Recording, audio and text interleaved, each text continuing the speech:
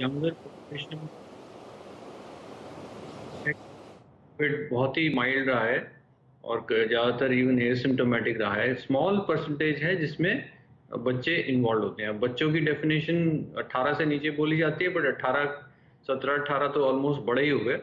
बहुत छोटे बच्चों में कम लोग इफेक्टेड होते हैं जिसके लिए मेडिकल ट्रीटमेंट की ज़रूरत है। वहाँ इंपॉर्टेंस ये है कि अर्ली रिकग्निशन हो, बट ज़्यादातर जो इन्वॉल्वमेंट रहेगी वो एडल्ट्स में ही रहेगी। अब तक जो भी एक्सपीरियंस रहा है वर्ल्ड में वो ऐसा ही दिखाता है कि major major portion of the involvement केवल एडल्ट्स में है। तो बच्चों की तरफ ध्यान देना ऑफकोर्स ज़रूरी है, लेकिन कंसंट्रेशन या अटेंशन मैक्सिमम एडल्ट ग्रुप में रहेगा। पिछली फर्स्ट वेव में ये देखा गया कि ज़्यादातर प्रॉब्लम एल्डरली एज ग्रुप में था, और इस बार हम लोग थोड़ा सा ज़्यादा देख रहे हैं यंगर, रिलेटिवली यंगर एडल्ट्स में। सो जहाँ तक मेडिकल एफर्ट्स का कहना है, मेरे ख्याल से मेजर चंक अभी भी डायरेक्टेड रहेगा टुवर्ड्स एडल्ट्स, बट हाँ प्रिकॉशंस हर एज ग्रुप में चाहिए। राइट। नहीं डॉक्टर साहब, आपके मुंह में घी शक्कर, और तमाम माता पिता जो इसको सुन रहे होंगे वो एक राहत की सांस लेंगे। लेकिन जैसा मैंने कहा कि ये वायरस इतना इतना अजीबोगरीब है और इतने रंग दिखा रहा है कि किसी चीज के लिए किसी को नहीं पता कि वो कब क्या रूप धरेगा और किसको पकड़ लेगा। बहरहाल डॉक्टर मलिक, तो यहाँ पर अलग अलग 3 तरह में उन्होंने डिवाइड किया है, जैसा जनरली वो कर भी रहे हैं कि एक बच्चे जिनमें कोई सिम्टम नहीं है, हो सकता है कोरोना पॉजिटिव आए, तो उनके लिए अलग से कोई हिदायत नहीं है। लेकिन उसके बाद उन्होंने माइल्ड, मॉडरेट और सीवियर, ये 3 कैटेगरी में बांटा है। तीनों ही जगह आपको डॉक्टर से परामर्श जरूर करना है, मन से कुछ नहीं करना है, लेकिन फिर भी उन्होंने कुछ मेडिसिन जैसे पैरासीटामोल हो गई, बच्चे को गरारे कराने की बात हो गई, बच्चे को कोई खांसी की दवाई देने की बात हो गई, ये माइल्ड और मॉडरेट में उन्होंने बातें कही हैं। हम आपसे दोनों ही कंडीशन पहले समझना चाहेंगे कि माइल्ड और मॉडरेट कंडीशन कैसे पहचान में आएंगी और तब करना क्या चाहिए। देखिए, इन्होंने गाइडलाइंस में बहुत अच्छी चीजें बताई हैं। सबसे पहले तो इन्होंने 3 कैटेगरीज बनाई हैं।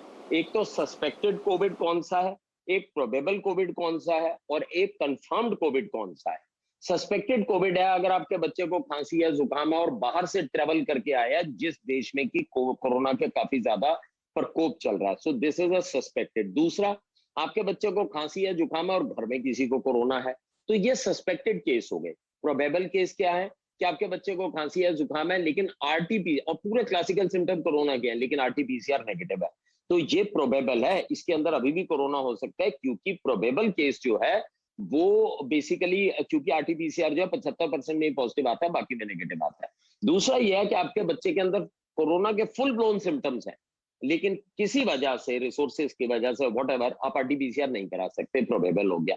और थर्ड कैटेगरी उन्होंने बनाई है कंफर्म्ड केस, कि जी कंफर्म हो गया, आपने आरटीपीसीआर कराया, पॉजिटिव आ गया। अब आपकी बात बिल्कुल सही है, उन्होंने क्लिनिकल में 4 कैटेगरीज में डिवाइड किया है, asymptomatic, mild, moderate and severe. Asymptomatic, definitely बच्चा एसिम्प्टोमेटिक है, पता भी कई बार नहीं चलता, चलता भी है तो ट्रीटमेंट नहीं करना। फिर माइल्ड केसेस में आते हैं।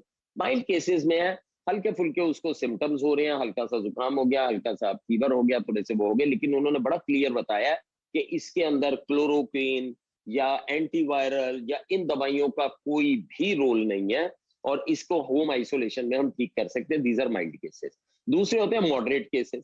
मॉडरेट केसेस ऐसे हैं कि बीमारी थोड़ी सी ज्यादा है, सिम्टोमेटोलॉजी थोड़ी सी ज्यादा है, यहां वो कहते हैं कि आप डॉक्टर की केयर में आ जाएं, अगर डॉक्टर कहे तो इन्वेस्टिगेशन कराएं, नहीं तो ना कराएं, और अगर ये आगे सीवियर की तरफ जाता है तो फिर आपको एडमिट करना पड़ेगा। उसके बाद में आता है सीवियर जो कोरोना है, जिसमें कि बच्चे को रेस्पिरेटरी डिस्ट्रेस भी हो सकता है, हाई फीवर भी आ सकता है और सीवियर सिम्टम्स आने शुरू हो जाते हैं।